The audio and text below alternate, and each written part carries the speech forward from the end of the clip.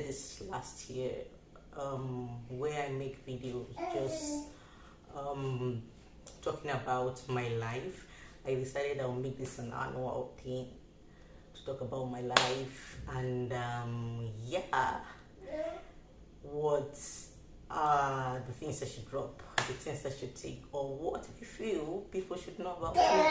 So I'm going to make things a little bit different this year. As you can see, I don't remember the last time I celebrated my birthday in Ramadan, maybe when I was a child. So because in my adulthood conscious years, let me put it like that, this is the first time I'm experiencing my birthday in Ramadan. So I decided to make it like Ramadan theme, something like that. And yes, I decided to show the world this special corner, my special corner in my own. Like, this is my corner, and let's dig into it. Okay, that is a beautiful question. When I was 7, I was thinking of getting to 10. When I was in my teenage years, I was thinking of getting to 18, then 20. Now, when I got to my early 20s, I wasn't thinking of getting to 30s. Till when I got to like 25, I was like, okay, I can't wait to get to my 30s. I'm not in my 30s yet. This is the last year of me being 29, and I would say it feels so good. It feels so good because I feel I'm feeling my purpose of why God put me on earth as a being, and the purpose is to worship Him through different pathways as much as I can. So 29, I feel getting to this age is an achievement, all thanks to God, and it's fulfilling, and I can't wait to see what God has for me next in other years. And basically, people are like, they're usually scared during their birthdays because it's 1 year off, they're getting closer to their Lord. And to me personally, I feel God is my personal person, my best friend. So I don't feel getting older is a big deal. Even if you live for 1,000 years, you are still going to meet Him someday. What is essential is how you've used your 10 years before meeting Him, how you've used your 20 years, how you've used your 30 years, how you've used your 1,000 years before meeting Him. It's not how long, it's how well. So I would say 29, I'm happy, I'm fulfilled, and all thanks to God. Now, I will say that as one of the most interesting questions that I've answered recently.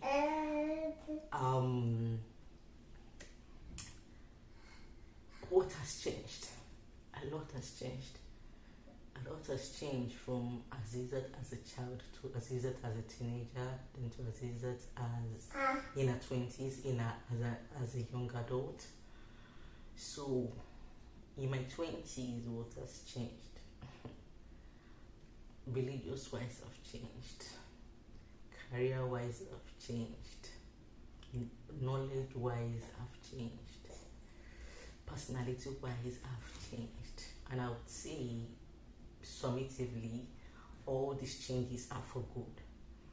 Summatively, I can't go in depth in ways of change, but I would say as an individual, I am getting better holistically.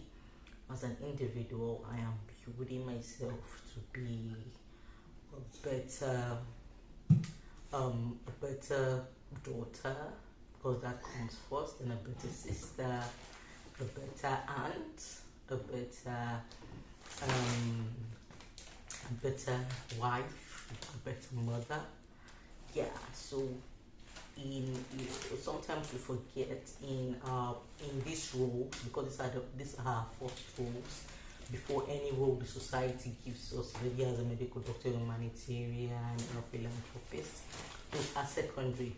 In our primary roles, I feel these are integral in the changes we exhibit will first be felt by our primary roles before our secondary roles. So I would say a lot has changed for good in the last 9 years, and I feel I'm optimistic. There will be more changes for better, good, better, best. I hope to be at my best when I go back to my Lord. So for now, I feel so far I've done a good job in my primary roles, and which extends to my secondary roles, whatever positions I've filled.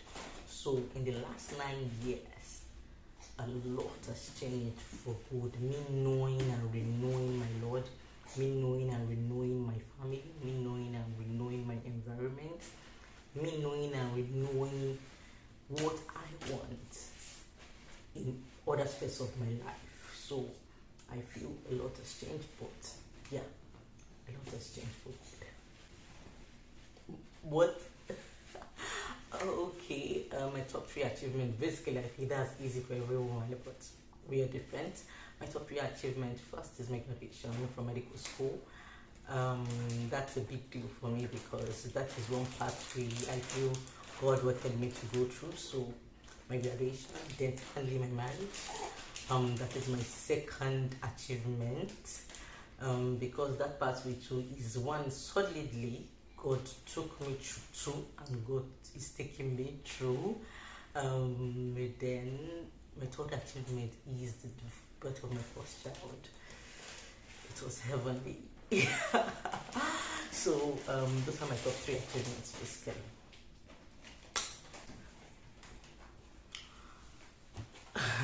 Okay, my favorite memory is actually an introvert, so it's so easy for me to have, yeah, I think it makes it easy for me to have many memories. And okay, my top 3 favorite memories. Firstly, I'll pick when I got an award for best participation in seminar at Chulalongkorn University, because I was told no one outside East Asia has received that award. So when I received that award, it was a big deal, like the first person, and I got it in my first semester, by the way. So that's one of my favorite memories. Another one was when I received my US visa, because it was on my birthday. A coincidence, right? Yeah. So that is my second top favorite memory. Let me put it like that. Yeah. So the last one, it's going to be hard to pick up how many good memories. The last one was, yeah, the last one was when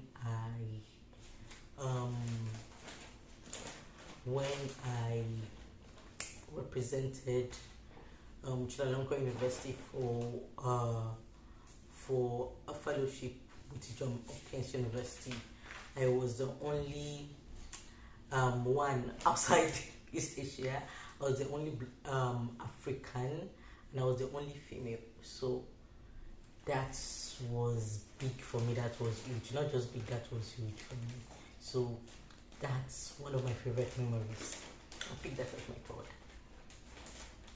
If you want me to share where I'm going to go. Okay. My top 3 quotes. Oh, okay. Actually, I have many quotes that I love, but let me pick top 3. The first one is: a career map without God is a career map. Yeah. The second is on loyalty. Who he or she who is not loyal to God can never be loyal to man. So if you see someone who is not loyal to people, just know they are not loyal to God. Whatever you do to God, whatever you do to people, I feel as an individual, whatever you do to people is an extension of what you've done. You are doing to God. That's it.